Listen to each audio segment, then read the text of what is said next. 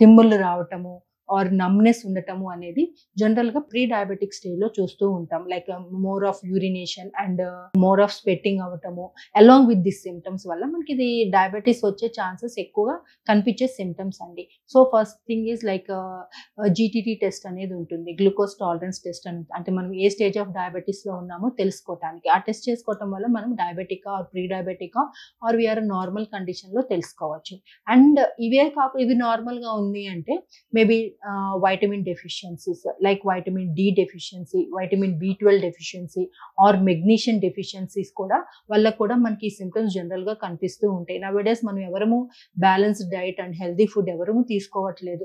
ఆ healthy food తీసుకోకపోవటం వల్ల కూడా మనకి ఈ డెఫిషియన్సీస్ అనేది వైటమిన్ డెఫిషియన్సీస్ అనేది కామన్‌గా జరుగుతూ ఉంటాయి. సో, ఈ symptoms generally like tingling sensations or తిమ్ముర్లు అనిపించటము అండ్ మార్నింగ్ లేవగానే లేకపోవటము, ఈ వైటమిన్ డెఫిషియన్సీ వల్ల కూడా ఎక్కువగా కనిపిస్తూ ఉంటాయి. జనరల్‌గా మనము ఈ వైటమిన్ డి, వైటమిన్ బి12 అనేది చాలా నెగ్లెక్ట్ చేస్తూ ఉంటాం. But these plays very important role అండి. మన బాడీ హెల్త్ పైన బాగా ఎక్కువ రోల్ ప్లే చేస్తూ ఉంటాయి. ఎక్కువ వైటమిన్ డి రిచ్ ఫుడ్స్ తీసుకుంటూ ఉండాల్సి